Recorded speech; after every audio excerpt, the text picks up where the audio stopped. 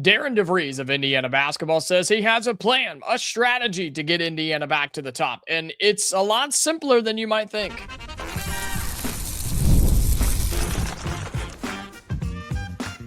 You are Locked On Hoosiers, your daily podcast on the Indiana Hoosiers. Part of the Locked On Podcast Network, your team every day. Welcome, and it is the Locked On Hoosiers podcast. I'm your man, Jacob Goins. I appreciate you being here, making this your first listen or your first watch every single day. Well, the ACC says they just want to have a little hope in the college football season with an expanded playoff. I'll tell you why that's a joke. Plus, Indiana football picks up two big commits over the weekend, one on defense and one on offense, and the dude on offense is massive. But we start today's show with some quotes from Darian DeVries from over the weekend. Him and Curt Cignetti and some other folks were at the Victory and Vision event for Indiana. It's a fundraising thing where coaches come and speak to big donors for IU.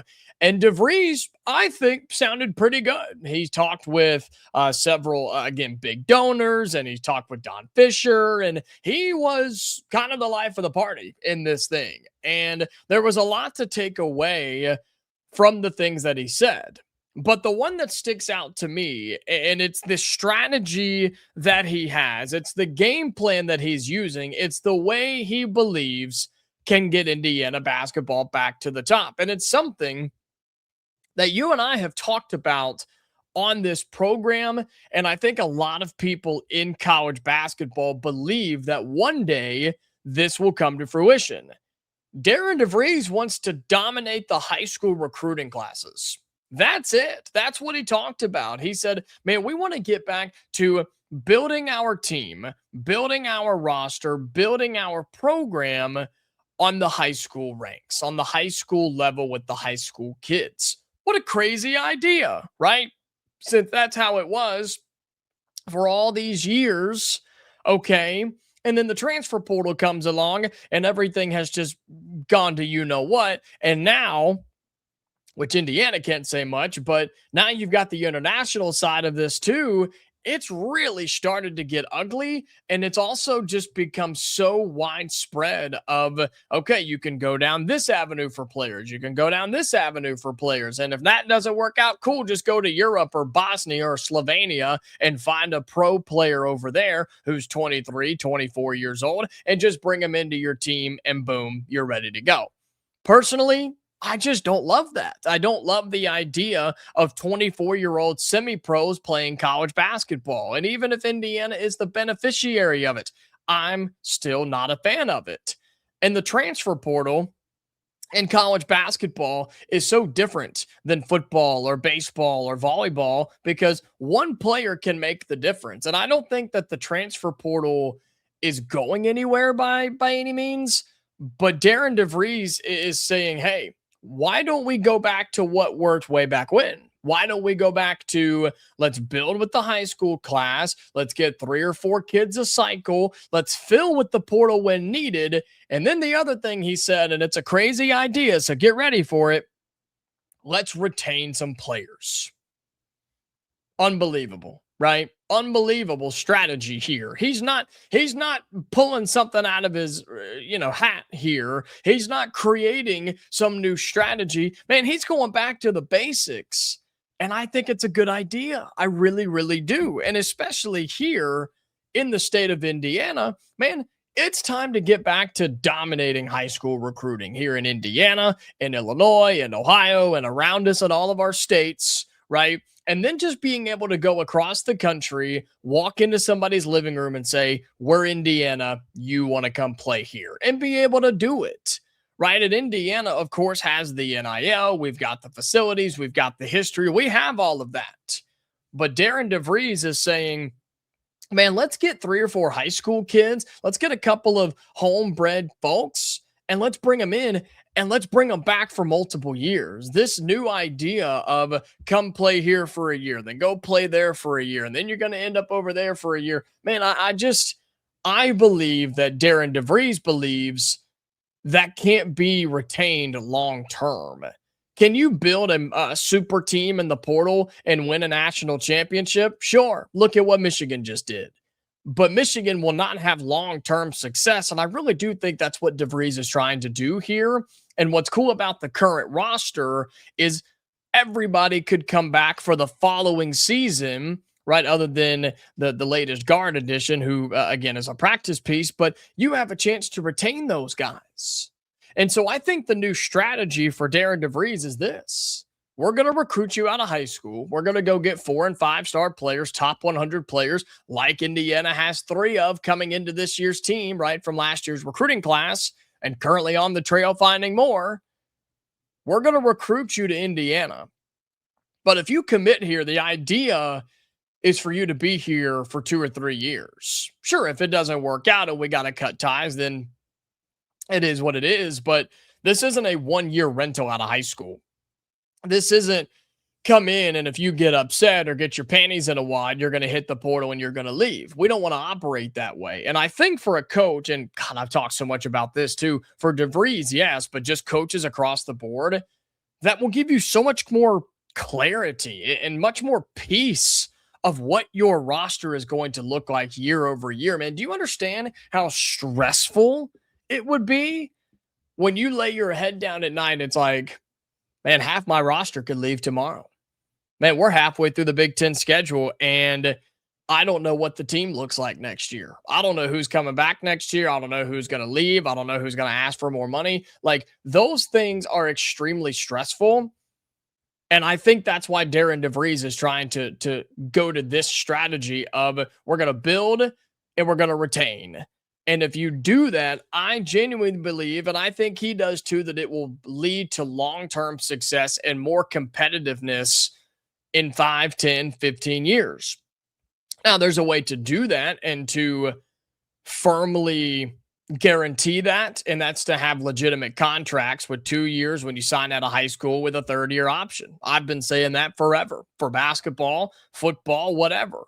You want to commit to Indiana? Cool. You're going to put pen to paper and we're going to talk about it. We're going to have all this written out. You can be here for 2 years. The 3rd year is an option. You can opt in, opt out. But if something happens or you want to break that contract, cool, you're going to owe us money and then you can get out. That's what pro teams do, right? Pro teams don't worry about who their quarterback is next year. Pro basketball teams, unless you're going into free agency, right? If he's under contract, you don't worry about where Victor Wembanyama is going because he's under contract.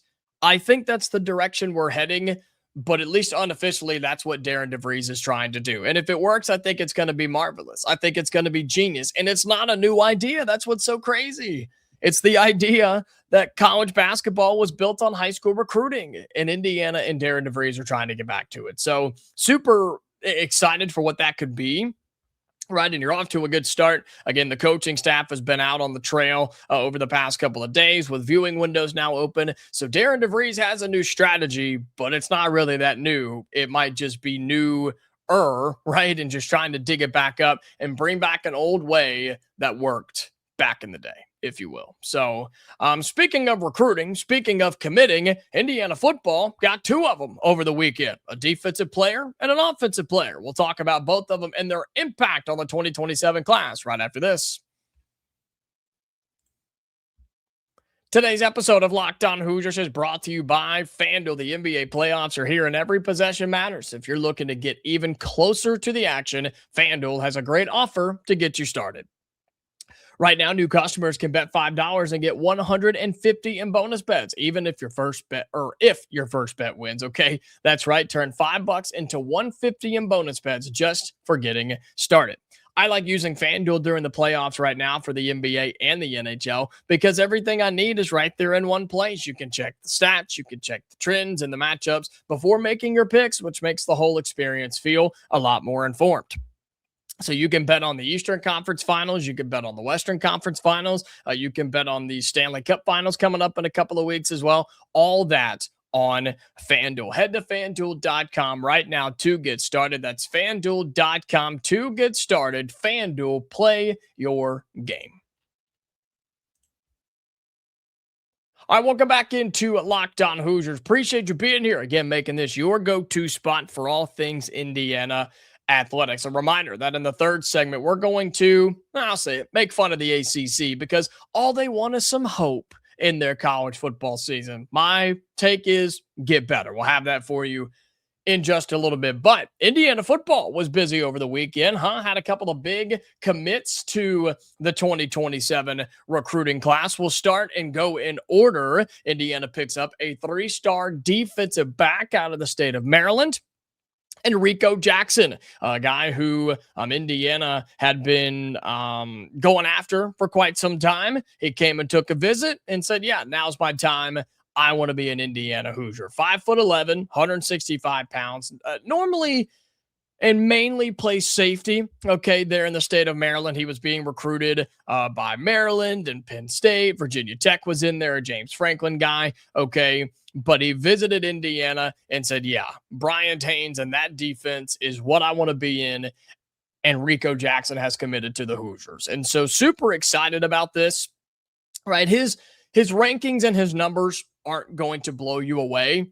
The film, though, is pretty impressive. I mean, he's not the biggest. Again, 5'11", 165. He's not all that big, but he is a safety that moves his hips well. He's extremely quick, and he knows what to do. His football IQ, at least on film, they're obviously highlights, but they at least look like he can hold his own back there in the back end, right? Can go sideline to sideline. He's able to come up and make tackles when you need him to. I think Rico Jackson fits what Indiana is trying to do. And this is just another example, folks, of Indiana and Curt Cignetti and Bryant Haynes and Coach Shanahan, because we're going to talk about an offensive pickup in just a minute. This is another example of Indiana going after somebody that they just like, somebody that they feel fits their program, fits their narrative, fits their standard, fits their culture. He's not a 5-star. He's not the number one safety in the country, okay? He's a top 30 player in his own state. But Indiana said, we've got ties there now. We like what you do, and we want you to be a part of it. And he agreed. And I think that strategy, right, that ideology is something that Indiana has carried with them since Curt Cignetti got here, and they're not going to change it. So super pumped for Rico Jackson. It has to be fun when you watch the DBs for this Indiana team, whether it's the corners we've seen, or now you're going to get to watch Amari Farrell at the safety spot again this year. You just see the freedom that they get. You see the reliability, right, of this team. It's like, man, we need you to make a play. We need you to hold your own. We need you to do what you got to do. And guys like Rico Jackson, I think they feed off of that. I think they love that. And so he decided Indiana was the place for him. He had, again, a ton of offers, really. North Carolina, Vanderbilt was in there, told you about Maryland and Penn State. And so he chose the Hoosiers over all of those other schools. So that was the first one, right? That's out of state. Always good to get somebody from the state of Maryland, where Indiana has really started to make some strides in high school recruiting. Then on the offensive side, the Hoosiers are beefing up the O-line, ladies and gentlemen. And you talk about the strategy of recruiting in the high school ranks. Curt Cignetti is doing just that. He went and got an in-state offensive tackle. All right, Mason McDermott, the in-state tackle. 247 says he's a 3-star. Rivals it on 3 says he's a 4-star. So you can do with that what you will. Borderline right there, I guess. Top 10 player here in the Hoosier State. He is considered a top 40 or 45 offensive tackle in the country. Okay, again, 247 says he's a 3-star. Rival says he's a 4-star. But he's right here in the state of Indiana from Noblesville. And here are the numbers on him. Are you ready for this? This dude, Mason McDermott, is 285 pounds. And he is 6'7". Yes, 6'7", 285, playing the offensive tackle spot. This is a massive human being. This is somebody that Indiana wants up front. And I think he moves fairly well. The little bit of film that I've been able to find, his footwork is solid. He just gets in the way, if nothing else. He's able to pull. He's able to kind of get out and do what he needs to do. But he really, again, just gets in the way and protects his quarterback. He's able to pancake people and create running holes. And there's not a ton of film out there. He's an offensive tackle. But, yeah, you start talking 6'7", and pushing 300 pounds. I mean, that's Big Ten size, folks. And if nothing else, that's why Indiana recruited him. I think he's solid. I think he's got all the potential in the world. And there will be people that say, oh, 3-star Indiana strikes again, but we won a national championship with that, so I don't really care. That is somebody you are recruiting on their size. You're going to get their agility up a little bit. You're going to get their muscle up a little bit, lean him up maybe just a hair, and he's going to be really good. And you just sit back and you start looking at, okay, you get a big-time offensive tackle. You get a big-time safety. Indiana now, according to the 247 recruiting rankings, you can look at whichever ones you want. Indiana now 44th in the country, okay, with 6 total commits. Monsana Torbert, right? Talked about a cornerback. He is the corner in the class, the 4-star from Cincinnati. Mason McDermott, now the second highest ranked recruit in the 2027 class for the Hoosiers. Jameson Purcell, the 3-star quarterback we've talked a ton about. Garyon Hobbs, the linebacker who committed back in January. Jeremiah Jones, the offensive tackle. And then Rico Jackson, again, the safety we talked about today. So you've got 6 solid ones. A corner, 2 tackles, a QB, a linebacker, and a safety. You got a little bit of everything. No, none of them are going to jump off the page, but it's what Indiana wants. It's what Indiana feels they need, and they're guys that want to be here. And so will Indiana's high school recruiting continue to grow? Absolutely. And I don't want you as an Indiana fan to stress about it, right? Because look, I'll be honest, I'm with you, okay? When I look at this list, and I see that Duke is ahead of you, Rutgers is ahead of you, Boston College and Houston are ahead of you, and Kansas State in high school recruiting. I get it. People question it. People are like, man, what the heck is happening? But Indiana has done this since Signetti got here. Through the first 2 years, man, it takes time. Even winning a national championship, it still takes time to build a reputation, to build up the relationships, and being able to be convincing, honestly, in your recruiting arguments of, hey, we can help you here. Alabama, Ohio State, and Oregon are great, but so is Indiana. And you just continue to stack classes and stack players. And yeah, you'll go to the portal and do what you got to do for football, but I trust Kurt Signetti. I trust Brian Haynes. I trust Mike Shanahan. I trust those guys. Tino Sunseri's been out there recruiting too now on the offensive side. I mean, you feel comfort with those guys on the recruiting trail, and it will pick up. I'm telling you right now. It's also going into the summer. Like, you don't have to get a bunch of guys right now. Okay, the team at the top, is it still USC? Oh, it's Texas A&M. Yeah, they have 14. Oklahoma has 21 commits. They're probably done. And they're probably not going to hang on to all of those, because that's how recruiting works nowadays. A lot of schools are paying kids to commit. They're paying kids to visit. They're paying kids to be a part of it. And then those kids end up going somewhere else. I'm not saying that's what's going to happen to all these teams. I'm saying that Indiana's going to be just fine. But I'm really, really pumped for these 2 guys. Again, an offensive tackle and a safety that Indiana just picked up in the 27 class. You now have 6 total commits, and you're slowly working your way up, trying to get back into a top 25 class, and then you continue to build it from there. Well, coming up in our final segment on the show, going to keep talking more about the college football playoff, because expansion is inevitable.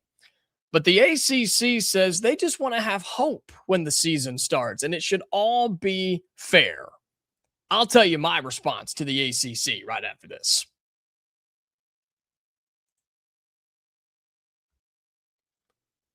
All right, final segment here on today's episode of Locked On Hoosiers, and this is a subject that has been ongoing, right? Talking about the college football playoff and the expansion and things like that. But I ran across a quote from the ACC Commissioner Jim Phillips the other day, who we all know the ACC supports a 24-team playoff because it's the only way they can get multiple teams in.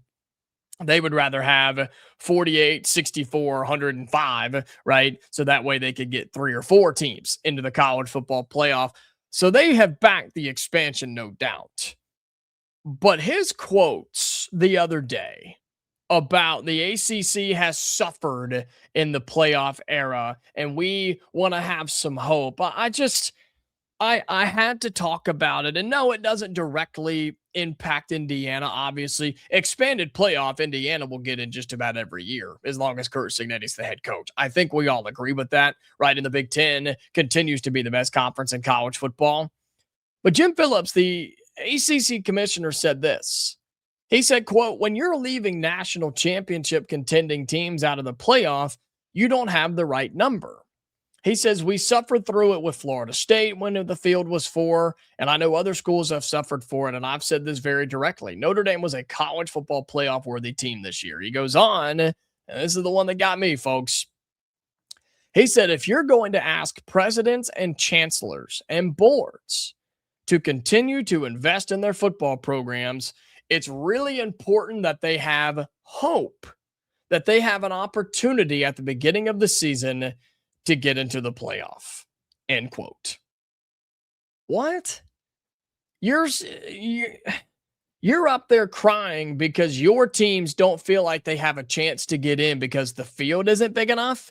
Sounds like a conference problem. Sounds like an ACC problem. Sounds like the ACC has teams that flat out suck, and they're worried because the field's not big enough to allow their teams to backdoor their way in. I understand the Florida State thing with Travis, right? I think it's who it was, their quarterback that got hurt a couple of years ago, right? And they got left out of the playoff for it. Totally understand. But to ask for a 24-team model to make it more fair for the ACC teams to where they feel better about themselves, folks, that's just bad. That's just not okay. That tells me your conference sucks, and that's because it does. Okay, the ACC, even with 4 10-win teams a year ago, it still is not a good conference. Was SMU good in 24-25? Am I looking at the right year? I think I am. Here we go. Wrong year. Looking at last year's, okay? Here's what the ACC did, their overall records a year ago. Miami went 13-3, obviously played for the national championship. Virginia went 11-3. It almost got their way in.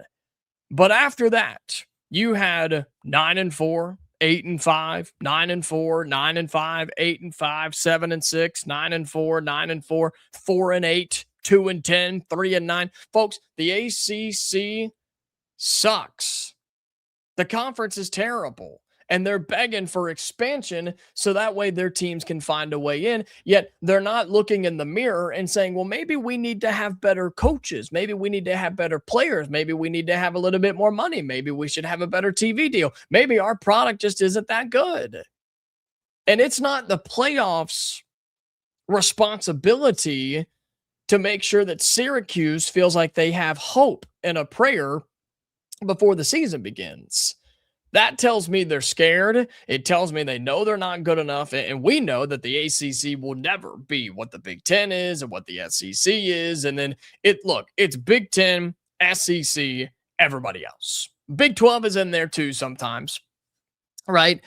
And I do think in an expanded playoff, we do need to have conference delegations, or is that the word I'm looking for? We need to have set numbers of teams that make it from certain conferences. The Big Ten deserves 4. The SEC probably deserves 4 most years. The ACC deserves 2, maybe. The Big 12, 2 to 4, depending on the year. But that's the problem, too, that I talk about so often. No 2 seasons in college football are created equal. No 2 seasons in college football are the same. And so we're trying to move the goalpost and find the right number for the college football playoff to make it fair and suitable every season, even though every season is not the same. That's why the NFL model and all the professional models have figured it out. Here's the model. Here's how you get in. Here's what happens if you don't. It really is that simple. And I think college football should go to that. College basketball will never, because we're going to more teams than that. But I don't know, man. I saw that quote from the ACC and I was just like, are you freaking kidding me? Y'all are more worried about the playoff expanding so that way you have to, or somebody feels bad for you, or we've run out of options, so we just have to pick an ACC team rather than the conference trying to figure it out and make their teams better. So it is what it is. Expansion's going to happen.